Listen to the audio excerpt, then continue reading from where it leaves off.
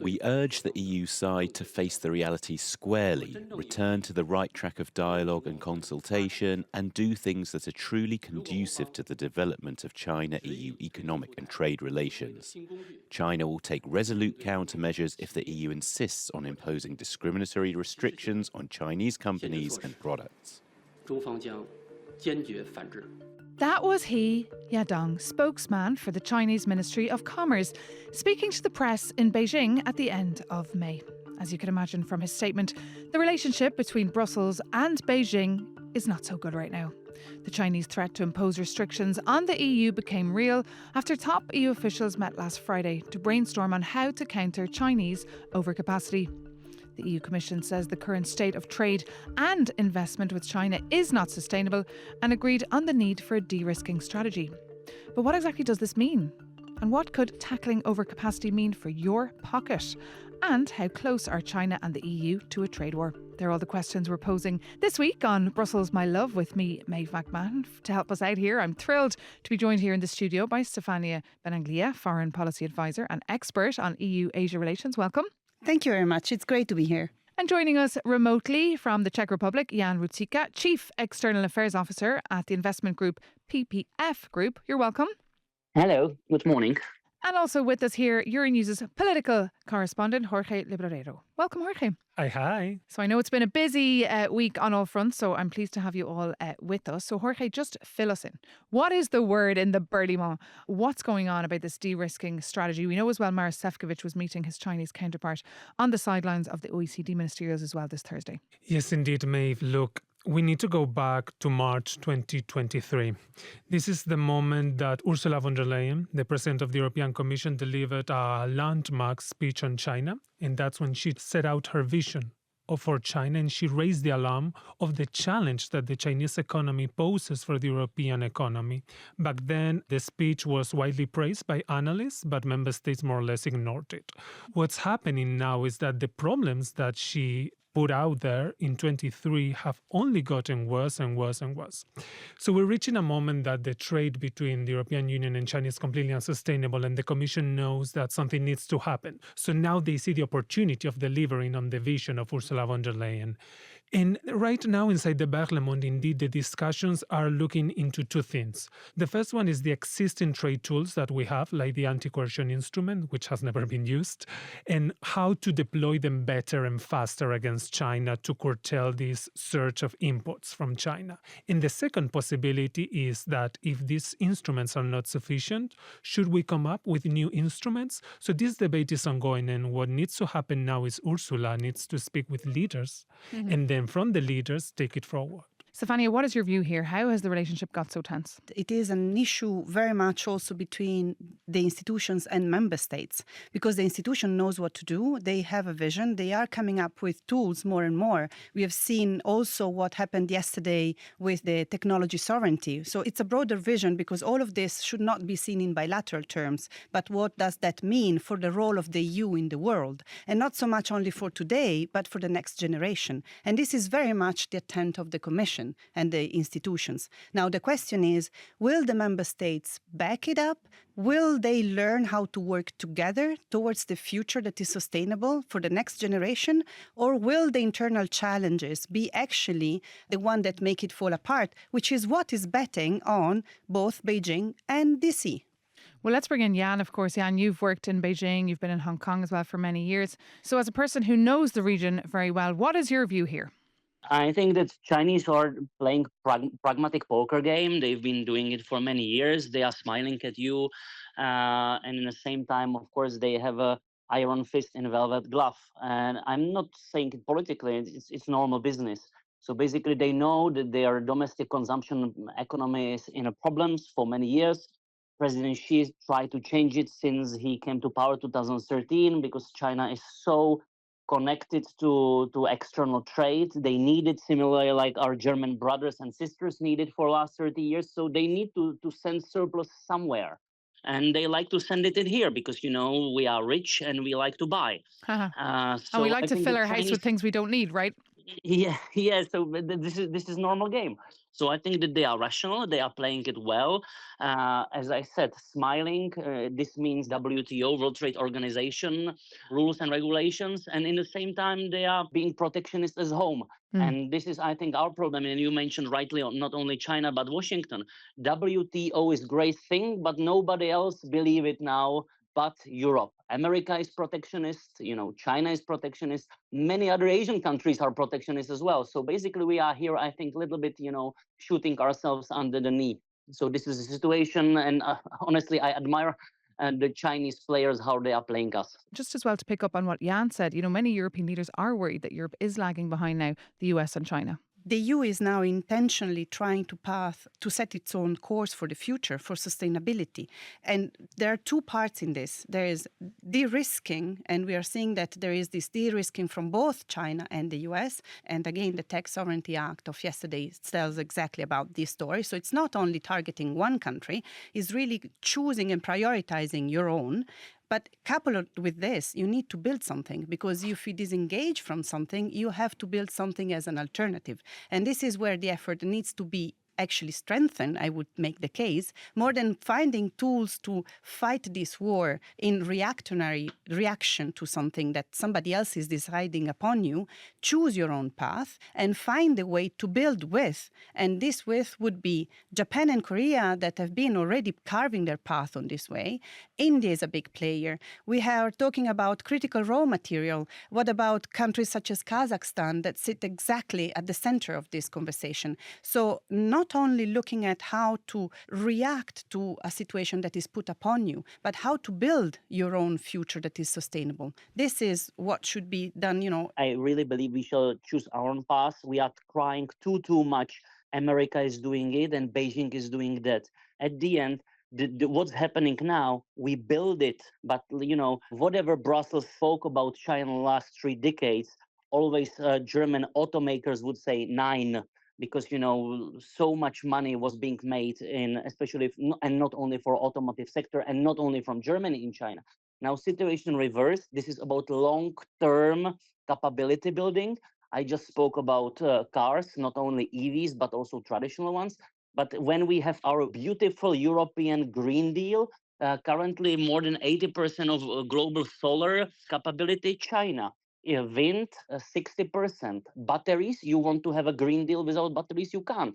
Where are the batteries from? From China. This is the second thing. Our game shall be really protect our strategic industries. I think that there is a time for protectionism, for example, in heavy machinery, robotics, automobile makers. We shall start not only protecting our industry, but we shall invest in them, similarly like China invested in their EVs. And final point, I think that the biggest invention of Europe is our single market. Currently, we don't have any single market. We have more than 2,000 barriers among us Europeans. So let's finalize single market. Let's final time start talking about European capital markets. This would help also small countries here in Central Eastern Europe, where we don't have a Deutsche Börse and Frankfurt and stock exchange in Amsterdam. So I think we need capital union. Everything can be done by us. We don't need to ask anyone. We don't need to ask Beijing or Washington. That's the plan. I think there are many ideas indeed on the table. Well, there are also proposals that have become law as well. But the main issue sometimes I wonder, we've been doing a lot about ourselves, our own production, our own industry. But the problem that we have is that despite these initiatives and this political willingness, we see that the trade deficit with China gets worse and worse. So something needs to change. And this is the debate right now. Something needs to change in our relation with China. Not only our own production, our strategy here in Europe, it needs to change in China in respect to us. The problem is that the moment that you try to do something to rebalance trade with China, China comes with this threat of retaliation that you played at the beginning of the episode. And I really need to stress how much the threat of retaliation influences the thinking of member states, because they are, let's say, terrified, of the power that China has. And we saw it how China pushed back against Trump and his tariffs. And, Europeans are saying we are a smaller economy than the United States. Can we withstand the pushback from China? And for many people, are saying we don't. So now the question is, how much pain are we willing to tolerate to rebalance our trade relations? Because there will be pain. There will be pain. We need to accept that. But how much are we willing to tolerate? And can we afford it, Stefania? Just really two issues exactly on this one. The strategy of Beijing is divide et impera. They really are, and not only Beijing, of course, but that's what they're counting on. They are counting on our incapacity to stand as a united front. And we are very much playing this game. There will be losses that we need to suffer, which will be painful, but it's going to be less painful than the alternative. And this is actually what should unite us and what should force us to stand behind this vision. And this is the second point. I think we should be, and we have all the capacity to be more visionary with our industry of tomorrow. What are we investing in? What are the unicorns that we want to grow in? And I'm not talking about the strict definition of unicorns, but really, what are our champions that we want to put forward? What are going to be the products that Europe produces tomorrow? Are we sticking with cars?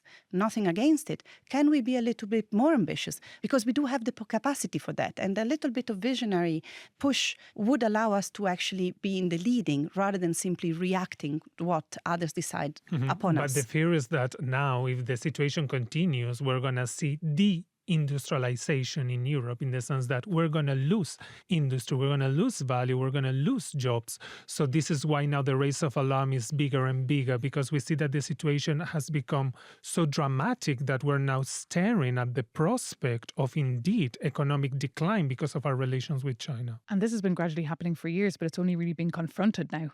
Before I said, you cannot decouple, and I fully agree, you cannot decouple if you do not build.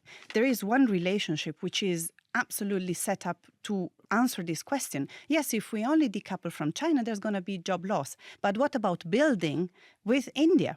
India sits structurally exactly in the situation that would allow us, if we so not only seeing India as a market that we should work into, our way into, and for India not only to see Europe as an investor, but see each other as a co-creator to create a new paradigm, create a new supply chain, find new critical raw material supply chain, solar have been mentioned. There is the capacity through the current existing companies that are producing solar panels in India to produce not for the 1 billion, but for the 8 billion. So why not tapping into that? And why not be ambitious and start co-building together with an actor that sits structurally in the similar situation as us? Then we would actually have a chance on that. Jan, your thoughts on that? I don't think that it's task of Ursula von der Leyen or Brussels leadership to create solar panels factories in India. I think their task is to create the way how we companies can create good product and give good service. And again, I think that our really problem as a European Union, confederacy in reality, is that we really try to do everything. Look at the Draghi report. Draghi report tried to please employers, employees, trade unions, green people, people who like heavy machinery, and then you stop doing nothing. So, and this is the problem. Okay, we want to have a Green Deal? Great. Then we won't have a heavy machinery in Central Europe. It's that simple. So I think, again, single market, capital union, as many free trade agreements as possible, the fair ones. And here I think the one with Mercosur is great. Let's work with India. In China, it will never be fair and square. One thing that we never mentioned, communism is real. Communism in China is real. So to believe, and I lived there for many years, I'm not a China basher, this is what it is. So I think to have a free trade agreement with China would kill us, but with India for sure, Japan, Korea, etc. And then let's try to simplify as much as possible life of companies within Europe.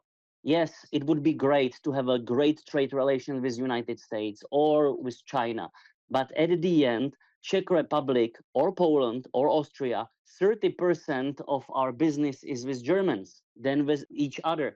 Europeans trade with Europeans. So I think that this is what needs to be supported. This is our homework. And if we will be stronger together here, then we will be stronger also against our trade competitors like Chinese or Americans. Okay, I'd like to now just bring in the views from residents of Brussels here on all this. We sent our reporter Aaron Casey to the streets of the EU quarter. Take a listen. This week, the EU has been rallying around the notion of getting tough on China when it comes to trade. But so far, there's little to be said about the cost consumers may end up paying if we pivot away from famously cheaper Chinese goods in favour of buying European. And so the question is, are Europeans willing to pay the price? It's pretty much about fair trade and where it's produced and under what conditions it's produced. And of course, I'm willing to pay much more if I know where it's produced and how it's produced. I would definitely be prepared to pay higher prices because I think that the carbon footprint would be smaller if the products came here from Europe. No, I think that China is improving very much their quality products. I think I probably already do that when I have the choice. Depends on the goods. There's some you can't escape that are made in China. I mean, the main problem I think with Chinese goods right now is that they don't reach the European standards or limits. So yeah, I think I would be willing to pay more for European products. Yes, so long as the goods are responsibly made. So, your reaction there, Jorge? Indeed, paying more, paying less. This is also part of the discussions among leaders because they realize that if we find a way to curtail this glut of low-cost imports from China, one of the consequences will be that Europeans will pay more for certain things. So this is part of the political discussion, the political balancing act that we're trying to do. The thing is that indeed, one of the reasons why these products are so cheap, so competitive as well, is the immense amount of subsidies that China injects into its industry. And this is one of the main friction points. So the question is, can we rebalance the relation with China if China continues its subsidy policy? Because maybe we can reach any sort of understanding or any sort of deal. But then if China keeps propping up its industry with such amounts of subsidies, are we going to fall back into the same cycle? Is something going to change? And this is the question now. How can we deliver substantial change to the relation? It cannot be just minimal or surgical anymore. Something substantially needs to change. There was another word that kind of struck me in these interviews. All of them mentioned kind of value, even if declined in different ways. And this is really the trademark of the EU. And this has been brought to my attention recently from a non-European friend I engage with. If we start behaving like everyone else, we will lose our trademark. And this is really something we should not, because the way we live is what actually makes us different. And while we are carving our way forward and we're finding a different way of engaging with our partners, we should not give up with standards, values, which is exactly our DNA. Indeed, the standards are basic to ensure our products, but at the same time, China plays with different rules, and that's something that you really cannot expect to change as well. And that's the ultimate debate, isn't it, here in Brussels, about how to stay competitive and adhere to our values and our standards. Jan, in the Czech Republic, I'll leave the last word with you. So look, I always say that you cannot feed your children for dinner with values. Yeah. At the end, values are a beautiful thing, and let's live by them. But our electorates and our customers vote with their wallet in every country. So from this perspective, Chinese are very smart. Yes, the reliability is lower than, for example, European products, but the price is so welcoming that people are buying it. This is happening. So I think that this is issue just talking about rules and values. I think at the end it's about bringing good product that will be also either quality better than Chinese or the pricing wise. Unfortunately, Chinese are not only cheaper in many cases, but if you look on their electric cars, it's actually better than us. So we need to get back to our roots, and our roots are not the rules and regulations and values, but creating great product for great European customers. This is what needs to be done. That's the view there from Jan Rucica, Chief External Affairs Officer at Investment Group of PPV Group. I'd like to hear your view, though. Brussels, my love, at euronews.com. You can tell us what you think. Big thanks, Jan, for joining us on the podcast. Also, Stefania Bengalia, thank you so much for your insights too. And of course, our very busy political reporter, Jorge Labradero, thank you so much as well for being on the podcast. And of course, these are heavy issues. So if you'd like to learn more, you can always visit euronews.com. We've plenty of content on the latest developments on the EU-China relationship and also on those talks this Thursday on the sidelines of the OECD meeting in Paris. Also next week, it's of course the kickoff of the World Cup taking place in Canada, the US and Mexico. So we'll probably bring you some special nuggets on that on the podcast. Tell us how you feel about it. But thank you so much for joining. Thanks to those behind the scenes, of course, at Euronews. Our sound technician today was David Prodheim. Our Brussels My Love podcast producer is, of course, the wonderful Alice Carnivali, and our social media aide and field reporter Aaron Casey. If you're not already, you can listen to this series on Apple Podcasts, Spotify, or wherever you get your podcasts. You can also find us on euronews.com or our YouTube channel. And if you like what you hear, subscribe to Brussels My Love, the podcast. Leave us a review, give us a rating, and spread the word about Brussels My Love, the podcast. See you next time.